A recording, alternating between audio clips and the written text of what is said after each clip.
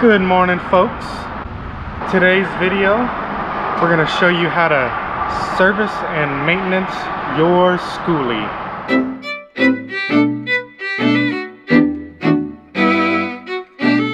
Our buddy here, he met us online and he bought this school bus last night in Houston, and we are outside of Houston, so he stopped here, he dropped it off. That way we can change and service the bus and teach him a little bit about the bus.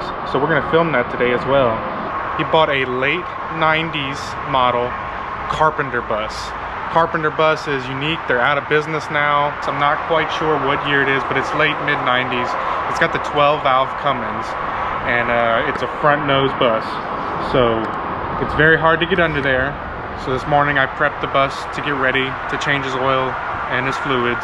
So we put it up on these ramps. I have not changed oil on a flat nose or a front nose, and there's not much room under there.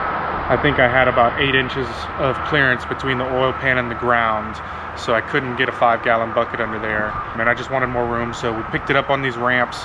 Now we have plenty of room under here, and we're gonna show him how to service everything today. We're gonna check his trans fluid, his oils, his antifreeze, his air filter, and we're gonna go all the way down to the rear end and check all the grease certs and grease them up and show him his suspension and how his air brakes work and the whole 9 yards.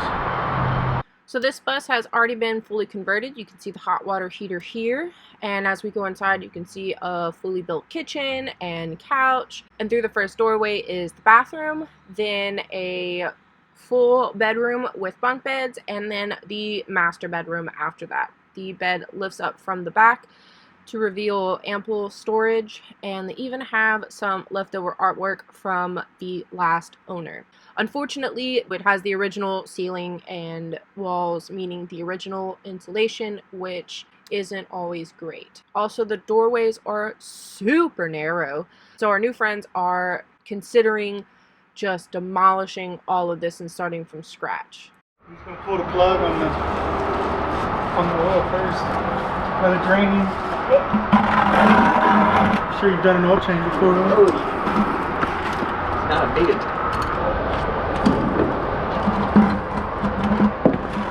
I have done so far my entire transmission swap with this 3/8 ratchet. Hey, yeah. Got a level and that'll hold on.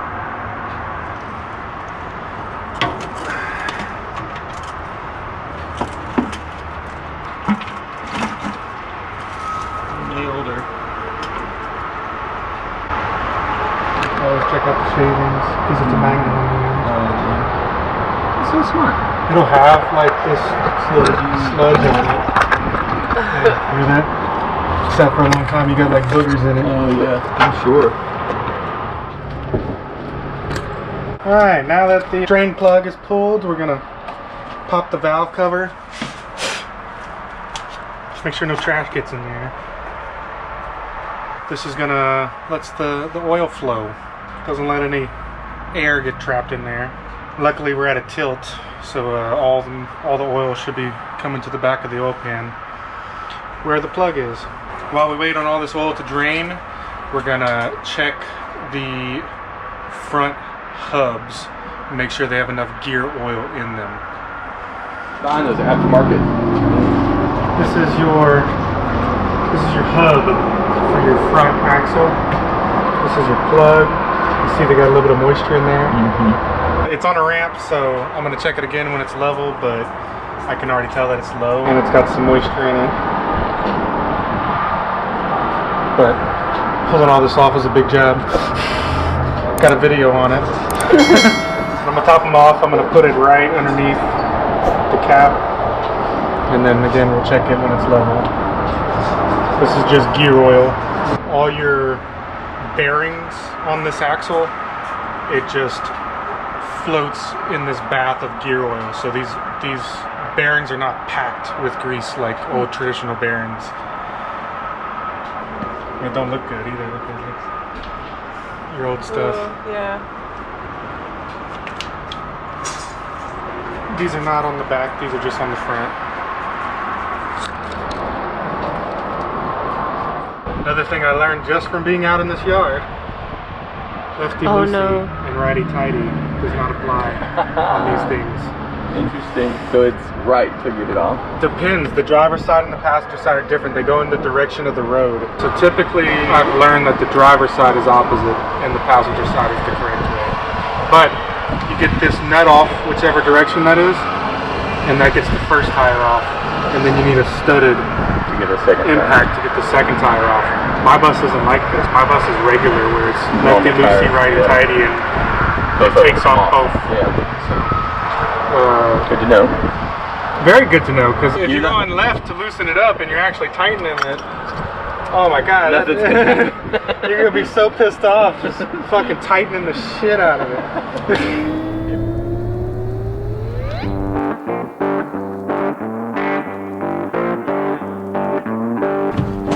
Yeah, that makes sense. Do that.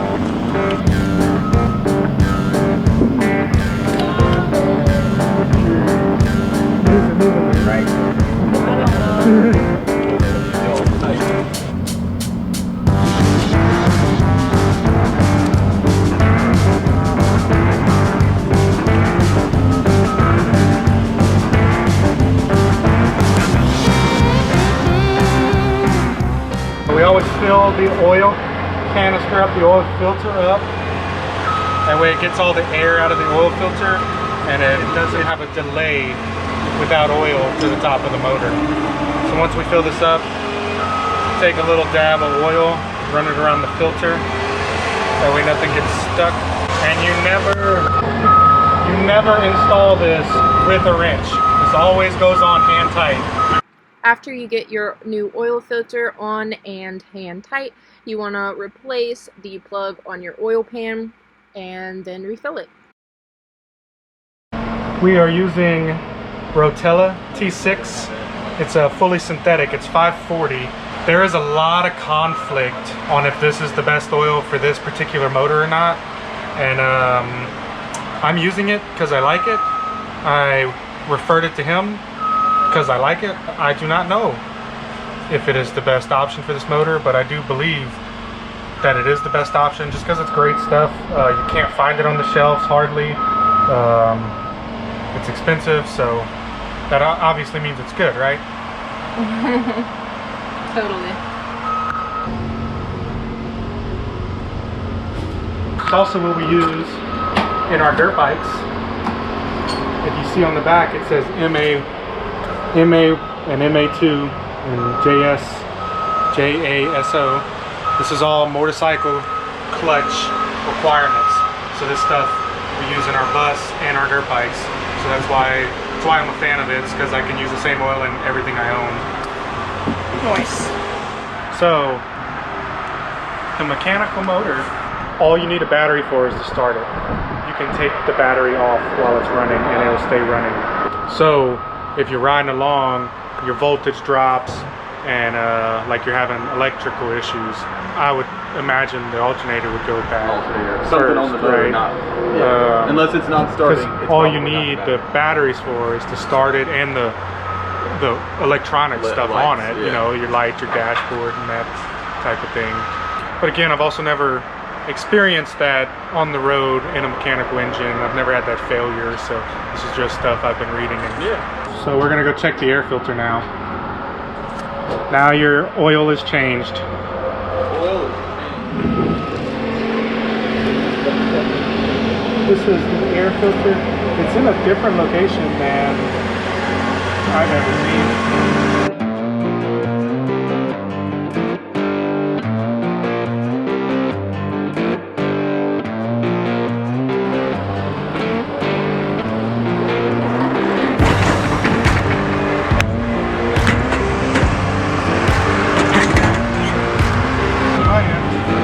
So pull this whole Yeah, thing off. this is a huge.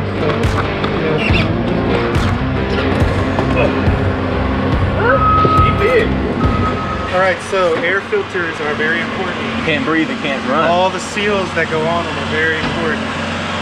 We ran into a guy at the Skoolie swarm who freshly rebuilt his motor, Cummins 8.3. And his seal wasn't on right, or maybe the seal was broken.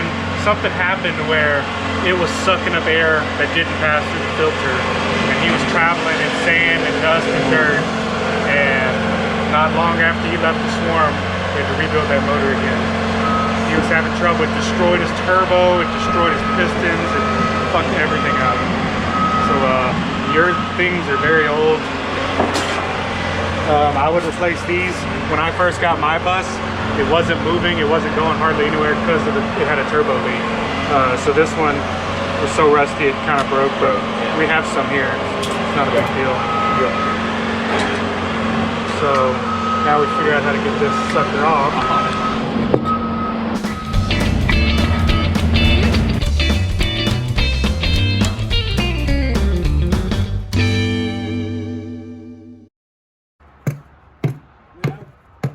Banging on that other air filter, trying to get the actual paper out of it, and come to find out this whole canister is sold together. It's a whole assembly. What was this, $120? So sometimes you just gotta fuck around and find out with some things, how they work and how they come apart. Besides the air filter, we're gonna be changing the fuel filter today and a transmission filter.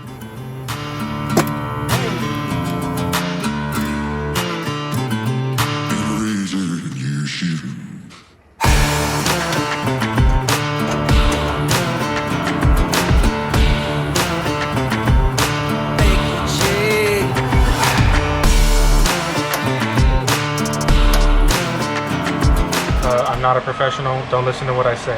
But the reason it's a block heater, it doesn't heat up the whole block, it heats up the air that's going into the block. So the system that it's routed into, this is the intake for the intercooler. Intercooler starts here at the turbo, it goes around here, and this is where it goes into the engine. We are checking the transmission right now.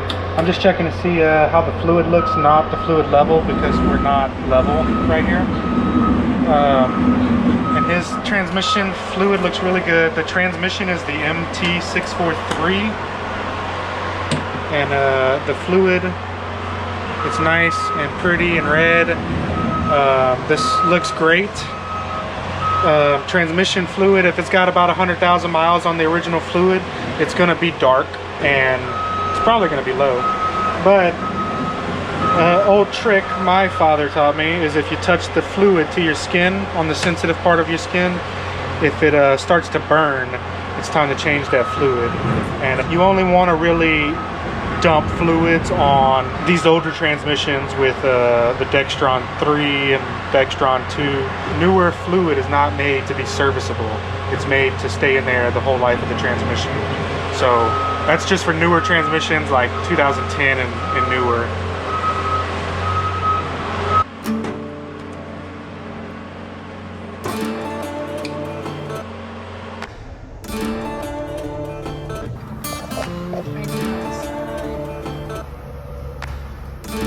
Fuel filter.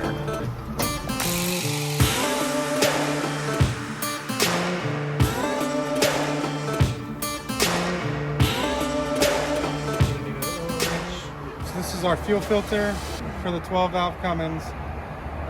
Just like the oil filter, you need to fill it up with diesel, helps it prime better.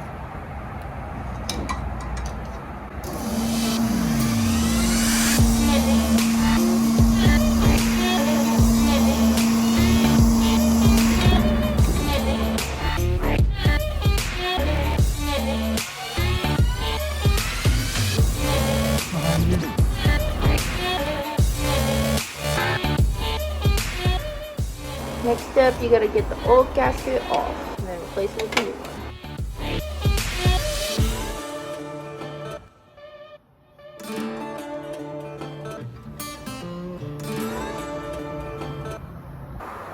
The hardest part of changing the fuel filter is starting it after. I don't know about this one. This one was pretty hard to get off.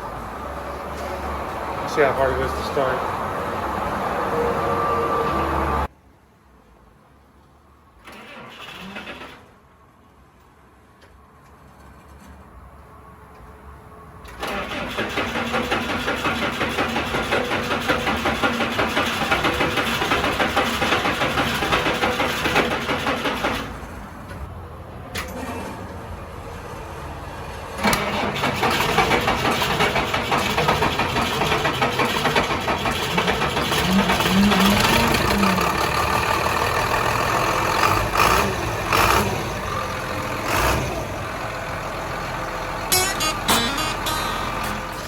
So your transmission filter is over here by your transmission.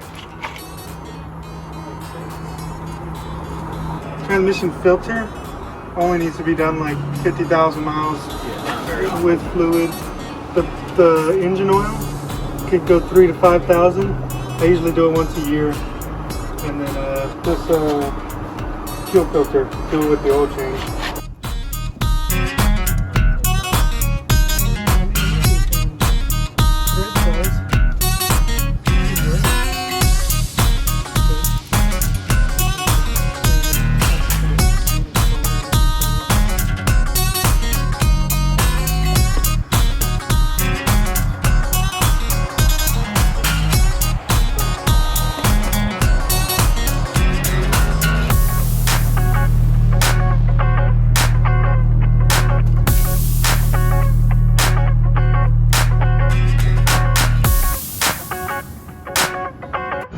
Chicken.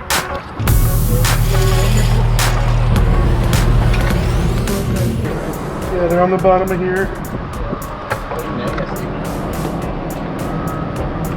Yeah, so we clean them off.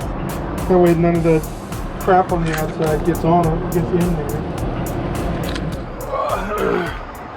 So, just a heads up. If you ever need a maintenance, this rear axle, if you ever need to yank these rear axles out, the only real reason you would need to do this on your school bus is to change a seal on your rear hub or to change out the rear chunk, which is not an easy job. Neither of them are great. But if you have to do this and you come across these cones on your rear axle, not all of them have them, but I've come across two now that have them. They're terrible. You have to take these cones off. You're fixing to have a long, rough day. They're not fun, and every video you watch on YouTube is just going to show you to hit it with a sledgehammer and it just pops right off, and that is not the case with the school bus. Really, anything that has sat for an extended period of time, if it's not a semi-truck that gets maintenance every 30,000 miles, it's not going to pop off like that. It's going to suck, you're going to cuss a lot, you're going to bust up your fingers a lot. It absolutely sucks. I've shown you how to do this in another video. Go find it on our rear brake job on a school bus video. You can see how I get these cones off, but it took me 2 days to figure it out. And this time I've done it in a quarter of that, so they suck. So that is it for today, folks. Please remember, I am not a professional by any means. This is my first diesel, and I'm 3 years in, 3.5 years in, and I've learned a lot in those 3.5 years.